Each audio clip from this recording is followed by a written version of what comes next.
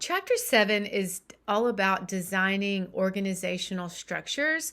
I think you'll find the information in this chapter interesting. It's a great end cap to the last three chapters, 4, 5, and 6.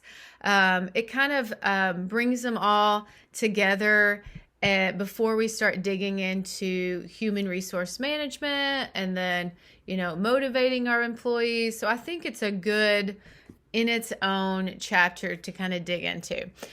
So it talks about how in today's business environment, organizational structures really need to be designed so that the organization can quickly respond to new competitive threats and changing customer needs. So the future success for companies will really depend on their ability to be flexible and really respond to the needs of customers. And this is small. I will say small businesses have a great advantage here, more so than larger corporations.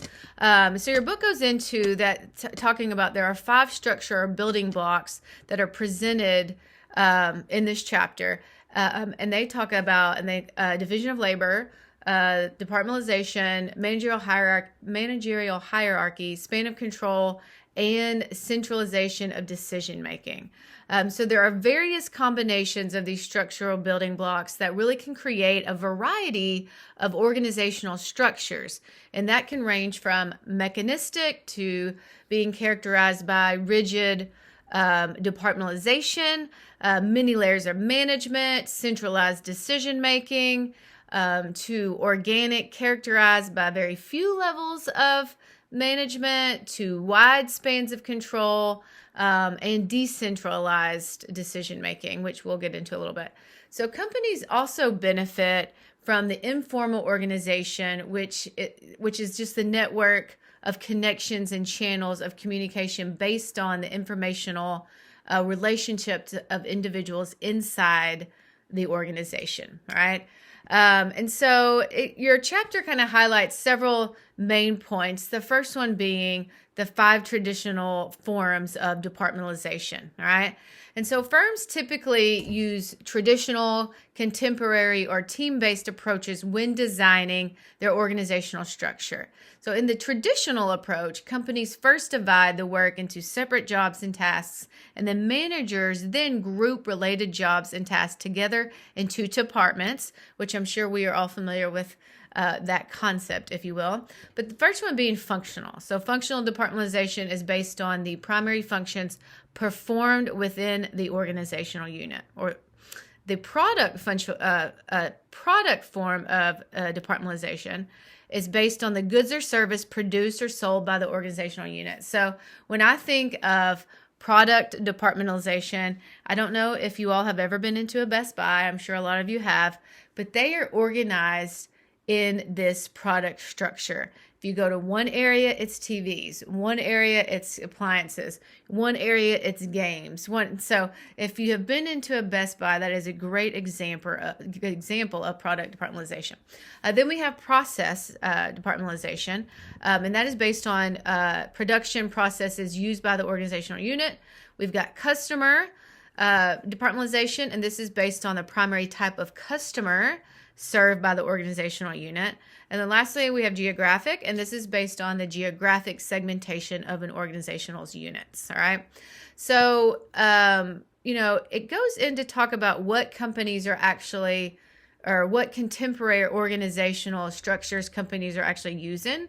And in recent decades, companies have really begun to expand beyond traditional departmentalization methods and use matrix, committee, and team-based structures. Matrix structures combine 2 types of traditional organizational structures. So, example, it could be like geographic and functional structures. And so matrix structures really bring together people from different functional areas of the organization to work on a special project. So as such, matrix organizations are more flexible, but because employees report to 2 different direct supervisors, typically one from each area, managing matrix structures can be extremely challenging. And so committee structures give more of authority and responsibility to a group rather than an individual. So if you've ever sat on any type of committee, I know at UAPTC, I sit on several, but they're typically groups of people working toward a specific thing or for a specific cause or, whatever that may be.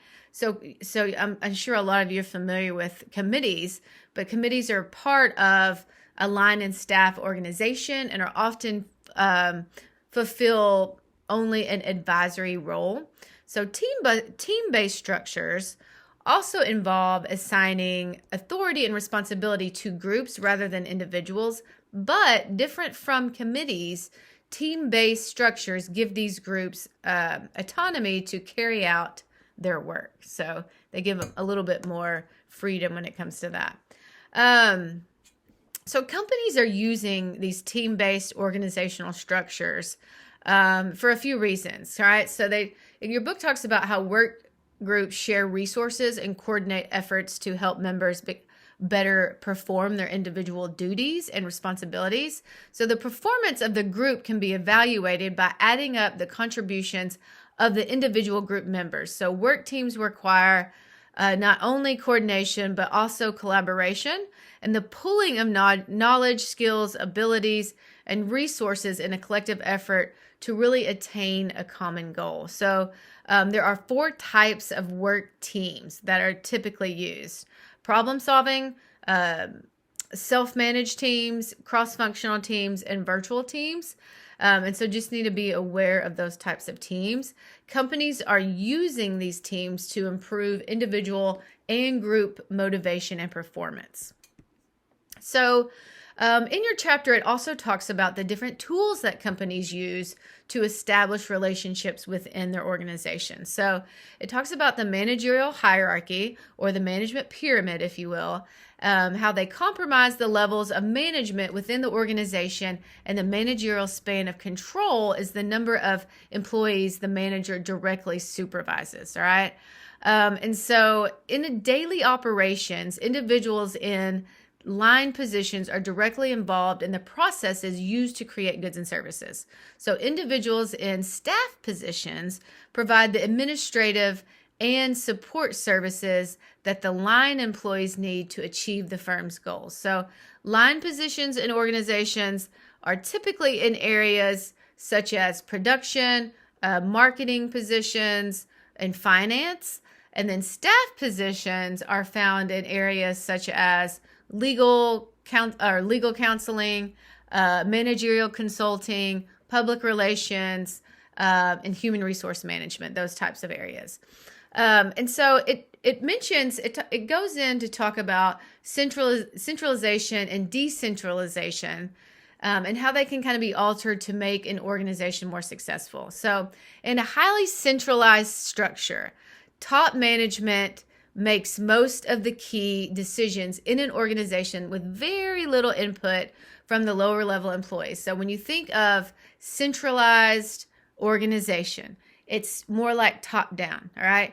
So we've got the higher ups, think CEOs, presidents, those people up here, they're making the decisions and they're passing those decisions down the chain to the employees below them, all right? So centralization lets top managers develop a broad view of operations and exercise tight financial controls. In a highly decentralized organization, decision-making authority is pushed down the organization hierarchy, giving lower-level personnel more responsibility and power to make and implement decisions. So decentralization, as centralization, remember, it's coming from the top down. In a decentralized structure, they are giving these managers and employees that are lower down on the pyramid those decision-making powers to enable them to give them more power to make their own decisions. So more people on the lower levels of the chain or the pyramid are making more of those decisions, and they're not just coming from the top down. And decentralization can really help result in faster decision-making, because we're not always waiting for the people up here to make the decisions, and really increases innovation and responsiveness to customer preferences, because the managers down toward more the middle and the bottom of the pyramid, those are the people working with the people, the customers. And so they are able to respond to those customers faster preferences faster than the people at the top of the pyramid. So decentralization usually works great. It's, for various different reasons. So it talks about how mechanistic and organic organizations differ. So mechanistic organizations are characterized by a relatively high degree of work specialization. They typically have rigid departmentalization and many layers of management, particularly middle management. They've got narrow spans of control and centralized decision making and a long chain of command. Okay. So this combination of elements really results in a tall organizational structure. So tall being typically you have somebody up here, maybe they manage a couple of people, maybe they manage a couple of people. So it's tall and narrow typically. Whereas if you have more of a wider chain of command or a wider span of control, it's usually like one person here and they manage several people. They have several people underneath them, so it goes wider versus narrow. But these combination of elements really, again, for more of a taller organizational structure. But in contrast, an organic organization is characterized by a relatively low degree of work specialization, very loose departmentalization, and a few levels of management. So they have a wider span of control. They also have more decentralized decision-making, remember, coming more from the bottom up, and a short chain of command. So the combination of elements really result in a flatter organizational structure. So then in your chapter, or in chapter 7, it talks about how informal organization affects the performance of a company. So the informal organization is considered more of the network of connections and channels of communication based on the informal relationships of individuals inside that hierarchical level, or between people at different levels in different departments. So the relationships can be based on connections made inside or outside the workplace. So informal organizations really give employees more control over their work environment by delivering a continuous stream of company information throughout the organization, really really helping employees stay informed. And so at the very end of the chapter, it talks about different trends that are really influencing the way business is organized. And so, re-engineering, if you hear that term, it's a complete redesign of a business structure and processes to improve operations. And the goal of this is to redesign business processes to achieve improvements in cost control, product quality, customer service, and speed. And so it also mentions in the very end of chapter 7 how it mentions the virtual corporation, how it's a network of independent companies, so suppliers, customers, even competitors, linked by information technology to share skills, costs, access one another's markets, etc. And so this network structure really allows companies to come together quickly to kind of exploit rapidly changing opportunities, right? And many companies now are using technology to create and work with virtual teams. So, a team member could be down the hall, or a team member could be in a completely different country.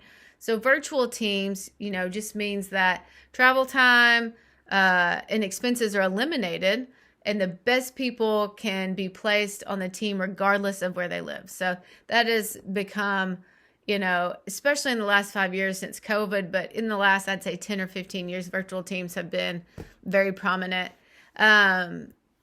Sometimes it can be harder to keep virtual teams motivated, as some of you might have experienced during COVID if you had to work from home for a longer period of time and you weren't used to that, working with people via Zoom or, whatever that may be.